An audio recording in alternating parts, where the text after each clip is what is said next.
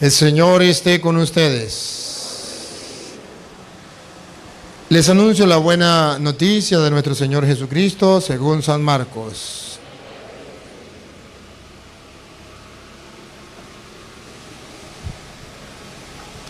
En aquel tiempo Jesús dijo a sus discípulos: todo aquel que les dé a beber un vaso de agua por el hecho de que son de Cristo, les aseguro que no se quedarán sin recompensa.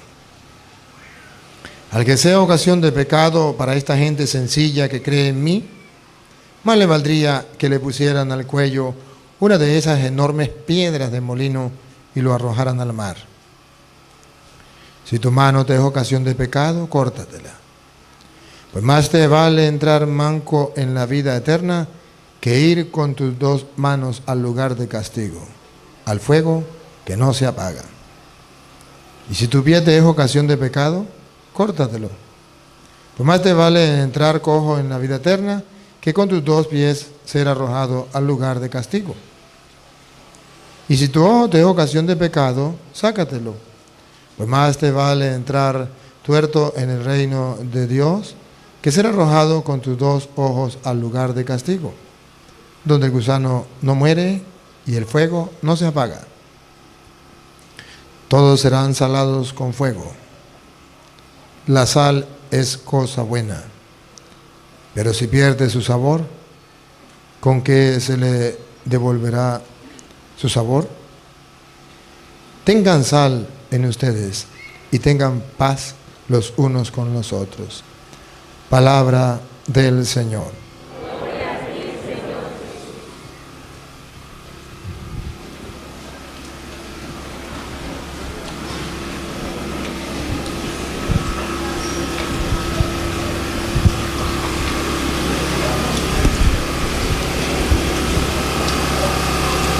En el octavo día de la novena, para quienes nos siguen a través de las redes sociales, a través de la página web del Padre Luis Eduardo Toro, nos encontramos en el barrio Cinco Esquinas, que pertenece a la parroquia María Auxiliadora del Cantón Sucúa. Estamos en la provincia de Morona, Santiago, en la Amazonía, nuestra patria ecuatoriana. Dice la canción: Señor, toma mi vida nueva antes de que la espera desgaste años en mí. Te doy mi corazón sincero para gritar sin miedo lo bello que es tu amor.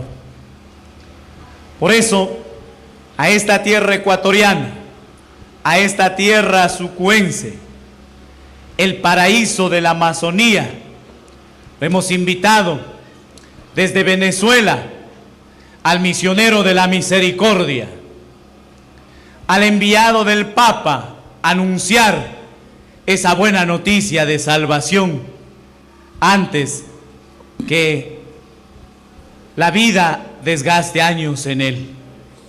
Y se trata del Padre Luis Eduardo Toro, a quien le damos aplausos fuertes.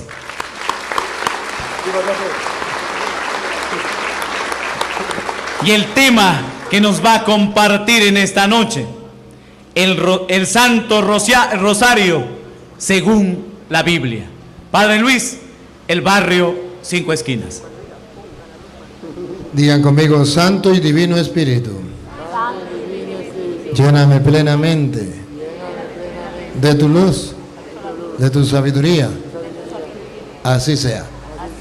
Una palabrita del Evangelio que nos dice que hay cosas que nosotros amamos y estamos tan apegadas a ellas como a nuestro brazo derecho o como a nuestro ojo, y que tenemos que pasar el dolor de sacarlo, el ojo, cortar el brazo y tirarlo lejos para poder entrar en el cielo.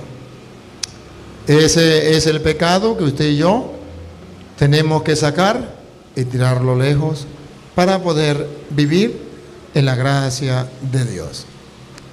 Ahora quisiera hablarles del Santo Rosario. ¿Qué es el Santo Rosario? Lo vamos a ver en la Sagrada Escritura.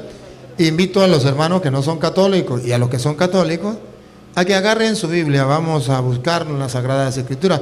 Vamos a escudriñar la Sagrada Escritura. Los católicos para fortalecer nuestra fe.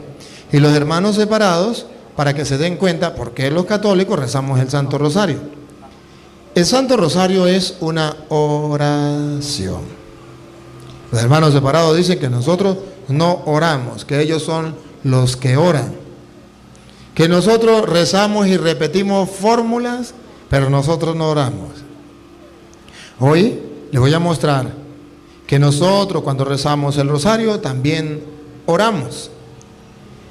Y voy a centrar un poquito la atención de cómo usted y yo debemos orar y para qué debemos orar. Y en este caso, como católico, cuando rezamos el Santo Rosario. Miremos a nuestro Señor Jesucristo. Él es nuestro Dios. Nuestro Señor Jesucristo, comenzamos en San Lucas capítulo 5, versículo 16. Vamos a encontrar lo que dice la Biblia sobre nuestro Señor Jesucristo en oración. Para que vean ustedes que el Señor nos dio ejemplo. Es el Hijo de Dios.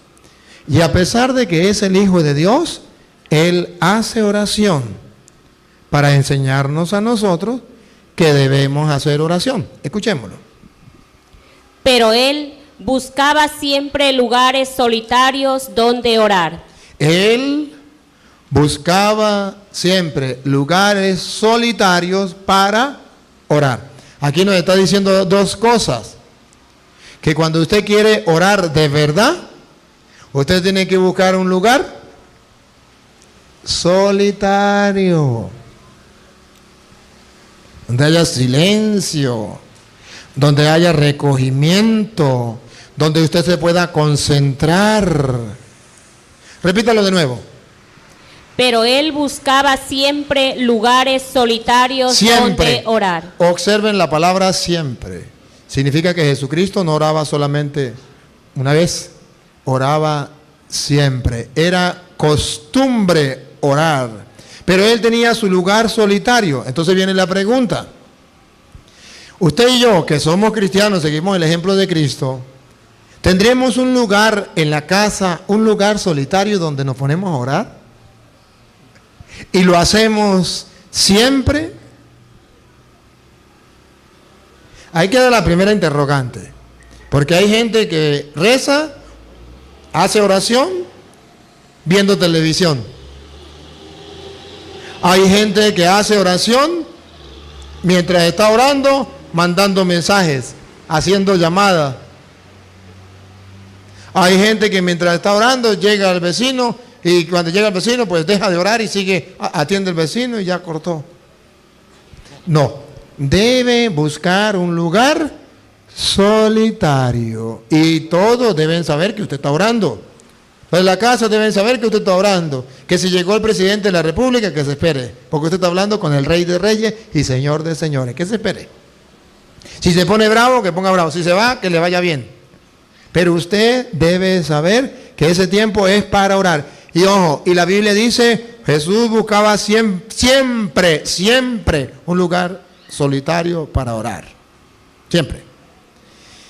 Ahora bien, ustedes van a ver cuánto tiempo oraba Jesucristo.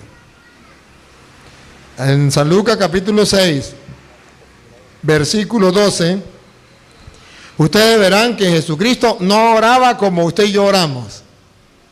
No. Usted y yo, ¿qué hacemos en la mañana? A veces cuando hacemos oración, si acaso nos hacemos la cruz y decimos, Chuchito, usted sabe que yo tengo que irme a trabajar, tú me entiendes, Chuchito, mejor un saludito y chao. Esa es nuestra oración. Y en la noche, si acaso oramos, bueno, Chuchito, usted sabe que pasé la noche muy bien, pasé el día muy bien, muy cansado, muy cansada, mucho trabajo, mejor yo me voy a descansar, pero chao. Vamos a ver cómo oraba Jesús. ¿Y cómo es el ejemplo para ustedes y para mí? Dale. En aquellos días se fue a orar a un cerro. Se fue a orar a un cerro. Y pasó toda la noche en oración con Otra Dios. vez. Y pasó toda la noche en oración con Dios. Otra vez. Y pasó toda la noche en oración con Dios. Uy. Usted que solamente tiene 5 minuticos a duras penas para hacer oración. Qué triste, ¿verdad? Pero él pasaba toda la noche haciendo oración. Por eso ustedes verán que Jesucristo, allá en San Mateo capítulo 26, versículo 40, cuando se fue a orar y se llevó a los discípulos para orar, ustedes verán que les reclama a los discípulos. Mateo 26, 40, les reclama. ¿Qué les reclama? Dale. Volvió donde sus discípulos, los halló dormidos y dijo a Pedro: ¿de modo que no pudieron permanecer despiertos ni una hora conmigo? Ni una hora. Mire, ¿cuánto tiempo oraba Jesús? Toda la noche. ¿Qué le dice a los apóstoles? Ustedes son unos flojos. Yo oro toda la noche y ustedes no son capaces de orar ni siquiera una hora. Entonces vamos a hacernos la pregunta. ¿Usted ora toda la noche? Pues no, porque usted tiene muchas cosas que hacer. Y Jesús dice, está bien, como tiene muchas cosas que hacer, al menos debe orar una hora, al menos. Y usted y yo no le hacemos caso a Jesús, que dice que al menos una hora debo orar. Entonces comprenden ustedes por qué nuestra vida es tan débil. Ahora comprenden por qué somos tan frágiles. Ahora comprenden por qué muchas veces decimos, ¿es que Dios se olvidó de mí? ¿O sería yo que me olvidé de Él? Ahora comprende por qué decimos, yo quería superar ese pecado, me propongo 1000 veces cambiar, pero no puedo, no tengo fuerza. ¿Cuánto tiempo le dedica a la oración?